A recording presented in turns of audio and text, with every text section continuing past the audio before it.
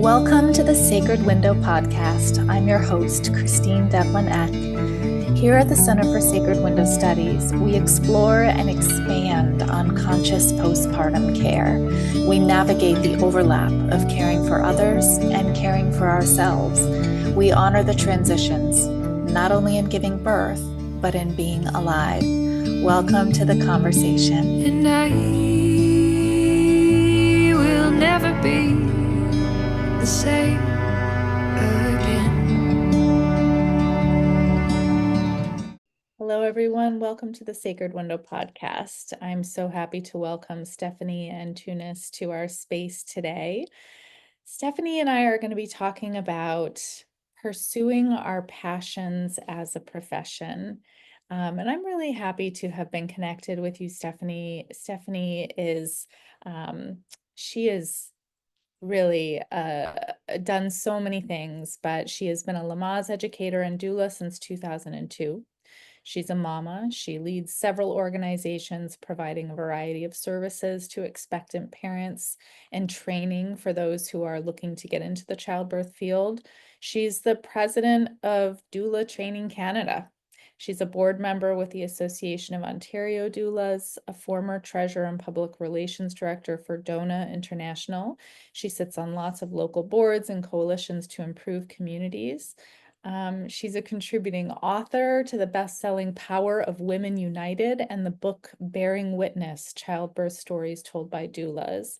And she was awarded Businesswoman of the Year 2022. That's amazing by Canadian SME. That is, congrats.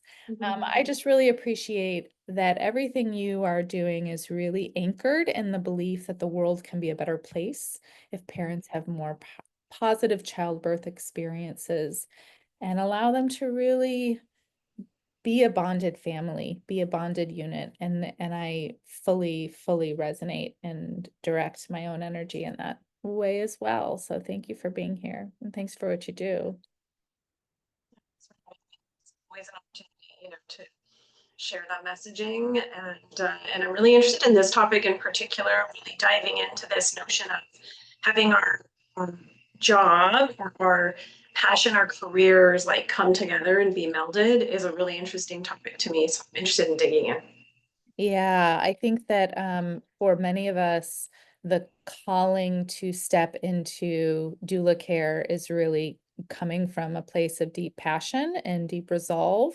And yet we combat sort of the status of the care provider and where that is in modern society and how that can be very undervalued. So here we have tremendous passion and the reality that it's not always financially lucrative in our culture. So this is a really important piece of what we explore in our programs, and I'm sure you do too, with how to create sustainability in caregiving.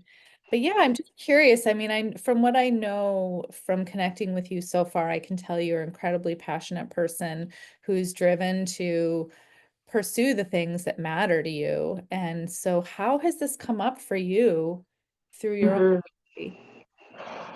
Yeah, it's interesting. I think through my teens and then definitely into my early 20s, I really felt this strong discomfort around what I was doing with my life. And I used to refer to myself as a self-help junkie because I would read every self-help book that I could get my hands on. And it was like I was trying to fill some kind of a void or something that wasn't quite right. And I had my first son. I was pretty young. I was in my early 20s. I mean, oh my gosh, it was pre-internet, so I only knew what I read in a few books. It wasn't like I had the internet to really explore into this information world, and had this vision for what I thought birth would be. And then the day came and went and did not go exactly how I hoped or imagined. But 4 years later, I was expecting my second son and thought, I'm going to do things a little differently this time, and took Lamaze prenatal classes. And I always jokingly say that Lamaze changed my life because really it was having someone say to me, you could just become an informed decision maker in your care. And I was like, what does that mean? And it just opened my world to some of the dysfunction really in our healthcare system. I also was diagnosed with fibromyalgia around that same time. And it just like led me down such a path. And I started doing this work as a hobby. It was like I became a Lamaze educator. I worked in corporate at the time, so that was not what I did for work. But it what I found was that I started doing this work and it really took hold of my heart. And then eventually I really consciously let it take hold of my life. And that's kind of what I'm interested in talking about with people who are feeling that like longing or that feeling that something's not quite in alignment with my life. Like, what does life look like to follow that? Let's go into that right now, like thinking really about, when we have, it's almost like we separate what makes our heart feel good versus like all the other things that we have to do in life. So when you were at that moment or in that process of realizing that I want what makes my heart feel good to be what I do all of the time, like what was that journey like for you? Yeah, well, it was a really long journey because, as you mentioned, I've been doing this work for over 20 years. And so I refer to myself often as like a grandma doula, meaning that, really I was one of the OGs, in my community. There were not very many doulas around. When I became a doula, it wasn't in one single book, right? It's like now, imagine picking up a pregnancy book and not seeing talk about doulas. Like that would not happen. It's just such an integrated part now into the experience as an option. And so as I started doing the work was really for my passion. It was to fill that void that I was feeling around my passion, wanting to feel like my time on this planet did something of value. I had just a deep need for that. And I was content for a while for that to be I used to call it my self-funded hobby. It didn't really cost me money, but it didn't really make me any money at the end of the day. And after a few years of doing this, and I was doing some consulting and running this like little agency, which we didn't even call an agency at the time, right? It was a little collective. And I was working with a business coach because of course running a business is a constant experience of learning. Working with this coach, and I was saying, gosh, I wish I could just do this full time. Like I could do so many cool things if I had full-time hours to dedicate to this. And she said to me, Stephanie, I'm kind of sick of hearing this. And I was like, oh, okay. She's like, listen, either decide for your life that you can't afford to give up your consulting work, you need it to support your family. That's super legit, fair. And then just accept that and allow your little business to be what it's going to be, which is a little business, little side hustle. Or decide that you want to do this full time, take the risks that it's going to take to make it happen, plan it out the way you would plan out anything, and do it. But either way, just decide and stop complaining about what could be. And I Mm. was like, oh, okay. And so I did. I made an 18-month plan. I literally remortgaged my house because my family was not going to be able to live off of my partner's income alone. And for me to lose as much income as I was going to lose. And I planned it out, remortgaged my house, and was like, okay, I'm going to do this thing. And decided to launch into it full time. Mm.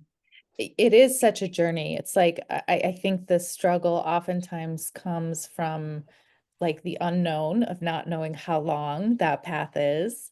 Um, and and just that search for instant gratification that we have. And I think that, the that long planning period that you had, like that really given, like that to me feels like such a key component where it's like we're setting it up for success in the long game versus diving into like a small deep pool. Like we're really looking at how wide we can make it. How did that impact your success ultimately? Mhm. Yeah, the thing about my success is it was never my commitment that was an issue. I mean, for me, when I decided to do this to work my company full time, I mean, I would sit my butt at my computer literally 8 hours a day. And I think that's one thing that a lot of people struggle to do, is that sort of monomaniacal determination to make this happen, where they treat their business like they would treat a job that someone else was paying them and had, really strict guidelines around them showing up. That was not what prevented my growth in those early years. It was quite literally a money mindset issue for myself, where I felt like because this work was so important and so meaningful, and I loved it so much and was so committed to it, that I struggled with the concept of it making me money and charging people, an appropriate value. And until I switched my own money mindset issues, which of course come from our own upbringing and those early ideas around money that get programmed into us when we're really young by our parents, typically, and by society and the people around us, right? Until I changed that, I didn't make enough money. I didn't make enough money. And there was a point where my husband and I separated over 11 years ago, where I realized, oh my gosh, I'm going to have to give up my business because it doesn't pay enough for me to pay my rent, let alone pay to live. And I took a little temp position for a few months while other people helped support me in my business. And I went, this is terrible. As if I'm going to do this with my life and work a job. Like, no. And thought, okay, I just have to figure out what's the glitch here. What's the glitch? And I ended up doing a lot of courses, but one in particular that flipped that money mindset issue for me. And then that year I doubled my income. And the year after that, I doubled it again. And the year after that, I doubled it again. And I mean, at this point, we've grown the company like 10,000%, since that point, 10, 11 years ago. And so it wasn't about effort. And it wasn't about desire. It was literally, for me, it was a money mindset issue. For other people, it might be something else, right? We all have our stuff. But it's like, what I love about being a doula, and it's similar about being an entrepreneur, is we have to be willing to become curious on what's holding us back. Not down on ourselves, not critical of ourselves or those around us, but curious. Why am I not achieving this thing? What could I do differently? What can I learn more? And I have an obsession with learning, and I always have, and it serves me so much in my business and in my personal life. Like this obsession with learning new things, how to do new things, and becoming introspective and curious about what's working well and not. And for me, that was everything. Yeah, I really feel that. Yeah, and it's also like I've learned to notice the things that I am scared of, or that I don't want to, or that I like assume or have a story that I'm not good at that, or that's too hard, or I'm scared of that piece of it. And there were a number of those things in business for me, including the money pieces of it. And then there comes a point where when we lean into it and really look at it, and I love that, getting curious versus like, okay, I'm just going to get this done. It's like, no, let's just ease into it and look at it. And then all of a sudden, it's not actually scary. It's actually incredibly empowering. Mhm. But that is such a key piece of it for me as well, is just looking at what has been uncomfortable and wondering, what is it about that that is uncomfortable? And then it seems like, yeah, we realize, oh, that's just from this social story that I've adopted, or this, pattern from my own life that I've stuck with. But that is so liberating to be able to look at, and I think that's so intertwined, is the relationship that caregiving and lucrative business, there's this mismatch there. And what is that? And why is that a story that we so often assume? And how can we create a different story that serves everybody better? Mhm. Yeah, I remember someone questioning me one time and said, Stephanie, why don't you think you can make a decent salary doing this job? And I was just like, because like people really need this, it was like this place of, I don't know, just scarcity mindset. And the person said, but if you made more money, what would you do with the more money? Like both in your company and in your personal life, what would you do if you had more money?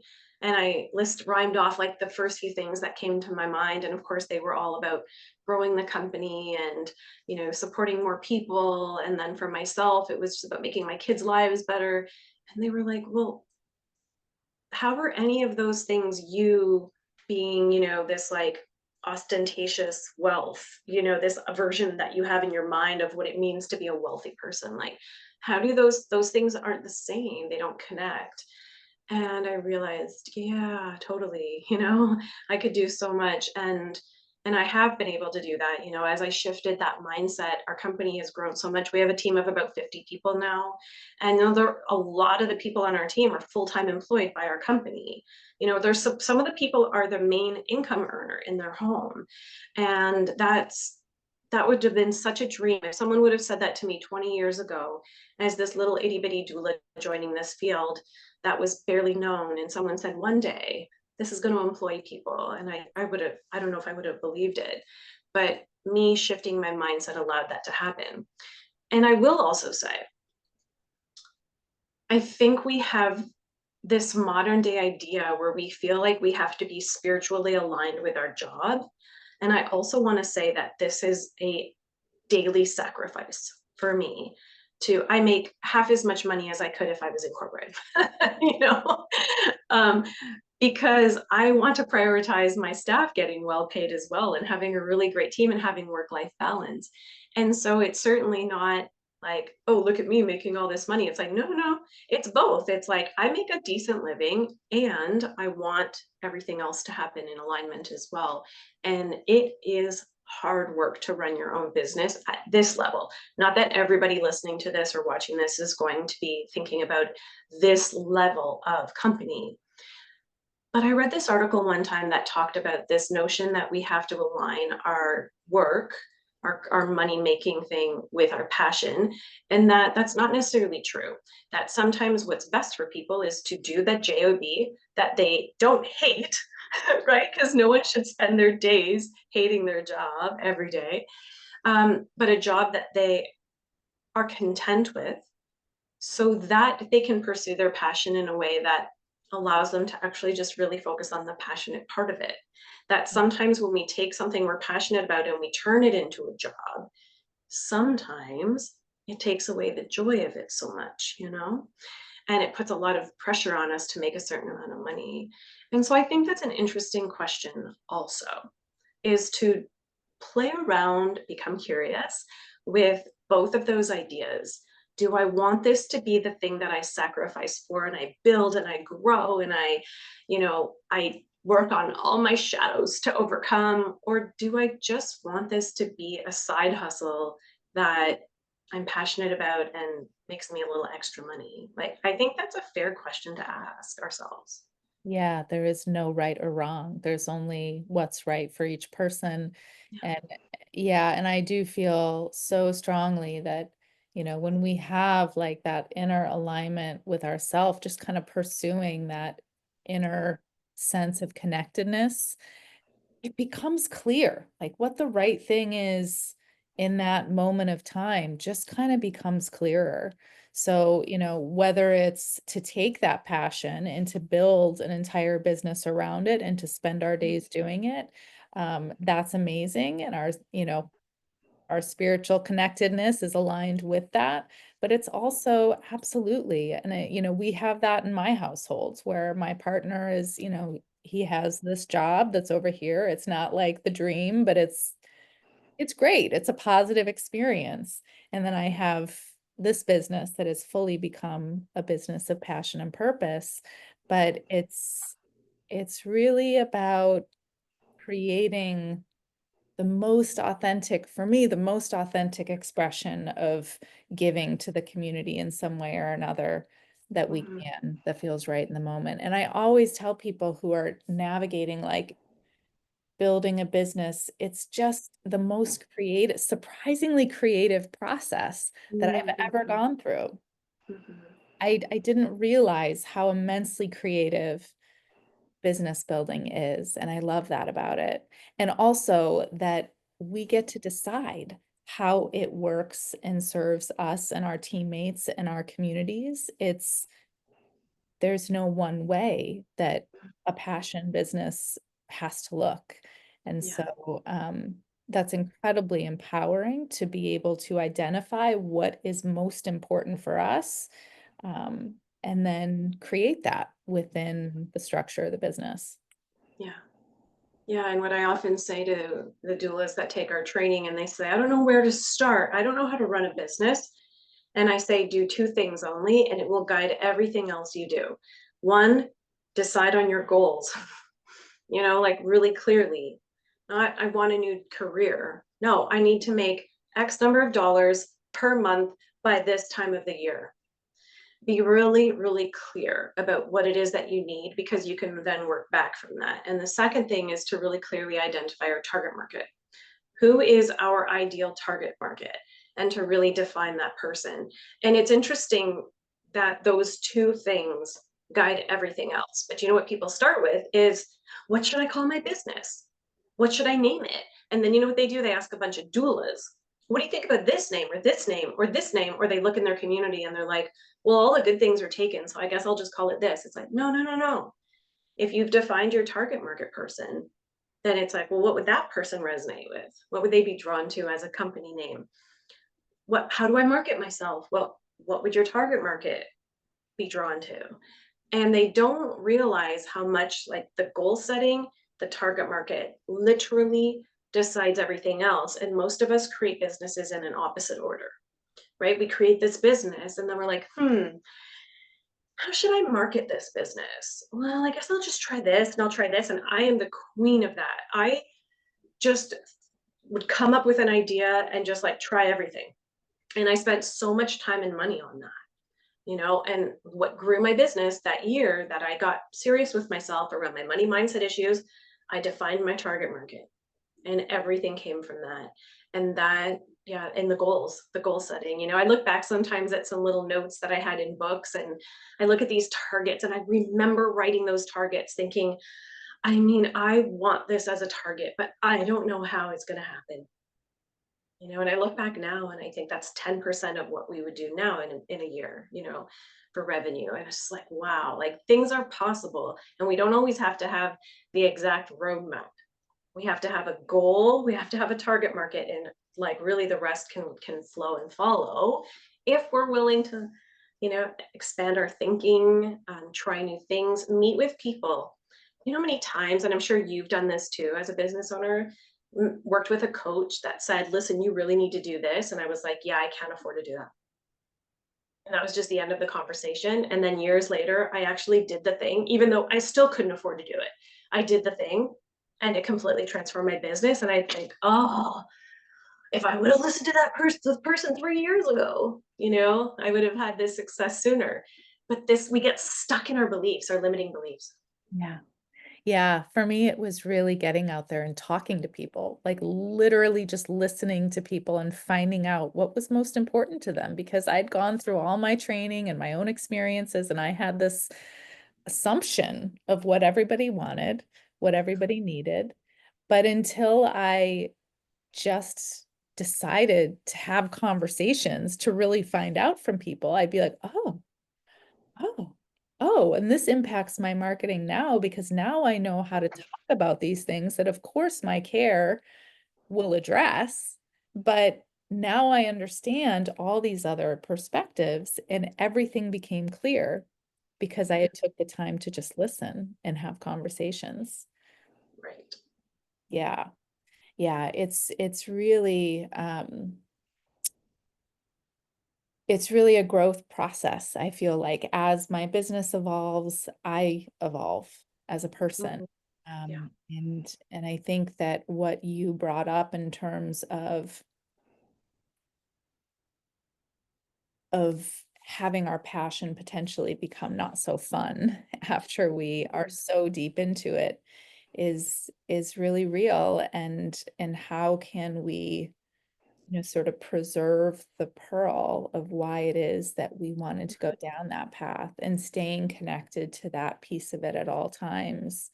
Yeah. For a long time, my husband and I were musicians, and we travel and travel and like just, it is not an easy life. And eventually it got to the point where I didn't even like these songs anymore. I didn't want to sing these songs Mhm. anymore. I didn't want to be in another club or another festival. And for a long time, like after, I started having my kids and I was not really doing that. And I didn't even want to go see music because I was so burnt Mhm. out of that scene where what started as just absolute pure joy and love and connection and fulfillment became this arduous, really difficult journey. Um, Mhm. so that was, that ended because I didn't want to do that anymore. It didn't feel good. So there's that process that it's just really real. And I love just being able to name it and just be at peace with when we get in alignment with ourselves. If we find out, like, actually, no, I don't want the stress of that becoming this thing. Yeah. That's always so valid and so good to know. Yeah. Yeah, it's like the doula who decides, "Oh, I'm getting to be so busy, and I think I want to run an agency." And they start to run an agency, and then they're struggling with trying to be a doula while they start to run this agency and manage other people. And all these things they didn't realize they had to learn about paying people and contracts and marketing for a bigger team and responsibility and HR and operations and all these things. And all of a sudden they're in this struggle and they're like, if I can just get to where I have enough people working for me that I don't have to also do doula work, then I'll be good. And then they're running a team. And then they're like, wait a minute, now I'm not seeing clients of myself, my own anymore. And actually, I really love that part of the business. And now your whole world is about doing those other tasks. And you're just like, there's a point where you're just like, wait a minute, is this what I meant? And there's a thing that I often say about things ending, and things ending doesn't mean they were a failure, right? Things can end and be successful, but we kind of have this really sort of monogamous centered culture and this idea of like things have to last forever, right? Do you remember? I mean, my parents' generation, if they switched careers, it was like they failed at a career, right? So that was only one generation above me that people saw that as a failure. I mean, now, come on, most of us try all kinds of careers on for size. We do all kinds of different things in our lives, and then we no longer see it that way. But I think there's that risk where if we start a business and then we just don't like it anymore, that we feel like we failed. And it's like, no, you had a successful business and you chose to end it, right? And I think that that's a fair thing to do, um, if it's not filling us up anymore. It's not like this, it doesn't have to be this lifelong commitment like it has been for me so far. And I really can't picture not doing it. Even there's lines of my business that I do for the community and that aren't profitable, that are basically, I call it my non-official non-for-profit, where there's like an arm of our business that doesn't make us any money, but really has a lot of impact on supporting low income families. And every time someone looks at a business coach will look at my books and they're like, what is this line? Like, why are you doing this? And I'm like, oh, I do it because it's important for the community. And they're like, that makes no sense to do. You have to end that. And I'm just like, no, I won't, because it matters to me. And it's like, those are the ways that sometimes we find other ways of doing those things that we're passionate about. It doesn't always have to make money, right? We all have to pay our bills. We all have to pay for somewhere to live. And so at the end of the day, I want to see more people valuing this work because it's so statistically significant and important. I, of course, want to see doulas who value that and honor themselves and the work and the profession. And we also have this part of us that realizes the impact of this role, and we want people to get access to it who can't always afford it. And I mean, I'm thrilled to see what's happened with Medicaid, over the last few years, and just the increase in states that are either approving it or in the midst of assessing that. And I hope that that doesn't change in the current political environment, because it's just so statistically significant for the people who can least afford it. So there's that piece of this profession that comes in, and that further muddies the water of this, I need to make a living, but it's tricky. Yeah, I've always felt that, we have the doula's role as, providing care, but there's also this educational piece of like helping to raise awareness and shift this paradigm that's so lacking. And then we have this activism piece that is here because the fact of the matter is people are falling through holes in the system and we see it. And so it's the people who are seeing it and stepping in. So we have this like really kind of multiple facet role that we play that makes an incredible impact. And so I dare say that folks who are coming into the doula field and building businesses in this area are like that service piece of it is really a lifeblood of the purpose. It's like that is what fuels the fire to continue to grow the business and the pieces of it that are going to be sustainable and lucrative. But yeah, that's the passion. That's the passion piece. And I think it's beautiful. So yeah, it may not look, right on a spreadsheet, Yeah. but when you feel it in context of the whole picture, it's exactly right. And I have a feeling that folks from all different fields have that one piece of their work and way that they spend their energy and their time that is strictly about what feels right in their heart. Mhm. Yeah, and I always say too, activism happens at boardroom tables, not in birth rooms. And so for me, I remember being quite young, maybe 20, and there was this guy in my community, him and his wife were always involved in so many things. And I remember saying to him, they had young kids, and I'm like, how do you do this? And he said, you know what, Steph, you get what you give. And I was like, okay, all right. And I started volunteering. I was probably 20 years old and I have never stopped. And people say, I'm too busy to volunteer. I'm like, let me tell you, I have 50 employees and I run 5 different brands. I'm friggin' busy, but if it matters to you, then you'll find a way to do it. You know what I mean? You'll fit it in somewhere. And that piece has saved me so many times in this career where I would have given up because I was frustrated, the vicarious trauma that I experienced, just disillusioned with our system. And then I just kept doing these, volunteer activities to make the world better at boardroom tables. And I realized that that was moving the needle. And it moves the needle at a snail's pace. Like this is a marathon, not a sprint. But 20 years in, I can say, wow, at what people have done, what this committed group of people have been able to do with this profession in those 20 years that I've been watching. And of course, it started long before 20 years ago, is just amazing, And so, I mean, just think how many thousands and thousands of people are benefiting from the work that a few committed people, um, have done, right?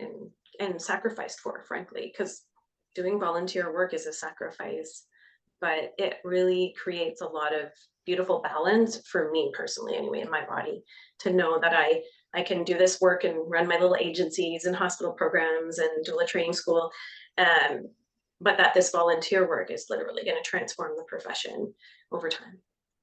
Yeah. And I think that that is so key is to be able to look ahead. And this is something that I find I struggle with is I'm always like looking ahead and like what has to be done and what needs to be built. And then I won't look back to like see all of Mhm. the things that have happened that have been impacted, that has, like all of the things, all the beauty that's been created behind. So like being able to, in our efforts, create, we're also like acknowledging what we've done and the impact that we've had. Yeah, yeah, it's important. I'm just so happy to learn more about your story and to hear, I'm curious as you um, advise students that go through your programs and, people who you may mentor. You talked about setting your goals and what was the other thing? It was like setting your goals And target market. and targeting who you're offering to. But Where do you have people begin? Like, what is a good step to begin? To begin with training or with their business? If a person is like, I am ready to take my passion and to turn it into a business, I think Yeah. training is always so valuable. We can I'm with you. I am like a lifelong learner. And so I'm always like doing something in training. But I think in that moment where we're like clear that it's time and I need to be brave and I need to do this. Mhm. Yeah. What is your advice on helping people to begin that Yeah. One of the things that shocks me the most is I'll have people that come to a training and they'll say, I've been wanting to do this for 10 years. And I think to myself, 10 years. A doula training costs what? Anywhere from $500, $600 to $1,000, $1,200, whatever it is, depending on the school you're looking at. That is not that big of an investment to try something out. When you think about it, and I know that's relative to people's income, but $600, $600 to take a course, many of which you can do at your own pace or a weekend long to start or something like that, to test something out and to see this is my passion. Like if that's your passion, I mean, think about what we spend $600 on in a year. I mean, my hair is pretty low maintenance, I'm not going to lie, but a lot of people spend that on their hair, or on nails, or on whatever, Netflix and other apps. I'm like, just give something up and do the thing. Like, do the thing that is you're saying you're passionate about. That investment in not only yourself, but I mean, when we're doing things that matter to us, we are a better version of ourselves. We're a better version of ourselves as a sibling, as a partner, as a parent. You know, if you're sitting there, you're a mom and you're like, oh, maybe when my kids are older, or pursue what you're passionate about now in a way that fits your life. Like this thing where we do this binary thinking, it's black or white. Oh, I couldn't be a doula because I can't be on call all the time because my partner works away once, one weekend a month. My partner worked away 2 weeks of every month. And I figured it out because it mattered that much to me. You can figure it out. You can partner with another doula who takes those on call times when you're not available. Oh, I can't because my kids have soccer Wednesday. Like, find another soccer mom to bring your kids to soccer. Like, you can figure it out if it matters to you. And imagine what we're showing our children. I'm doing this important job that helps other people. I remember when my kids would be little and I'd be like, I'm going to go to a birth now. And, I'd be sometimes leaving things that they didn't want me to leave. And they would say, because you're going to help her, right? You're going to help her have her baby. And I was like, yeah, exactly. Right. But how beautiful that my kids got to see that I was doing things because it mattered to other people. I was helping other people, and that was my passion. And that was also something that I was showing them as one of the leaders in their lives, that you can do that. You can do things that matter for other people and that are sometimes a little bit of a sacrifice. I think like, and what's the difference between a doctor who's working on call and has a family and is leaving all the time, leaving their family all the time to go do this job? And what would we say about that person? Oh, well, they're doing a really important job. So that's the job. Like sometimes you have to leave. It's like, yeah, that's the job. And it's very important. And sometimes we leave, you know. Mhm. And we could, it's again, this black and white thinking. And also, I want to be a doula, but I can't be on call. Okay. Be a postpartum doula, be a childbirth educator. Like find the other ways that you can do the work until your life fits the other things that you're feeling like don't fit right now, because that's also, healthy for us, is to have our boundaries around what works and doesn't work in our lives. um, but I just think that there are ways to do it if it really matters to people. Mm, I wholeheartedly agree. And that's where the creativity piece for me came in. It's like, oh, okay. It doesn't have to look like this model over here. It can look like this. And that took a little bit. But I love that. I'm so grateful to you for sharing about all of this with us and being an incredible example of following your passion and building something that is beyond the imagination that you even would have had when you first started.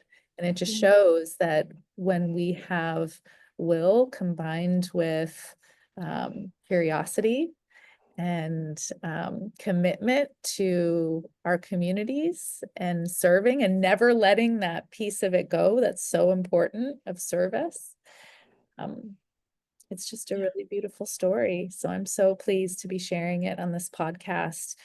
For those of you who are listening, please check out the show notes. I'm going to have links to Stefanie's lots of different places where she has left an impact, including Doula Training Canada. Stefanie, thank you so much. It's been such a pleasure. Thank you too.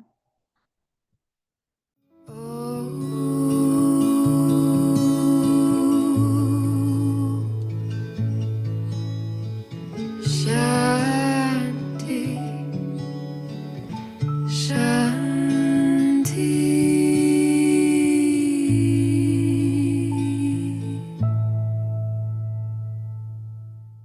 The Sacred Window podcast is brought to you by the Center for Sacred Window Studies. You can visit us to find out more about our online training and mentoring programs, plus resources and products for and about the sacred postpartum window at www.sacredwindowstudies.com. And our music is written and performed by Sarah Emmett. You can hear more of Sarah's music by visiting www.sarahemmett.bandcamp.com.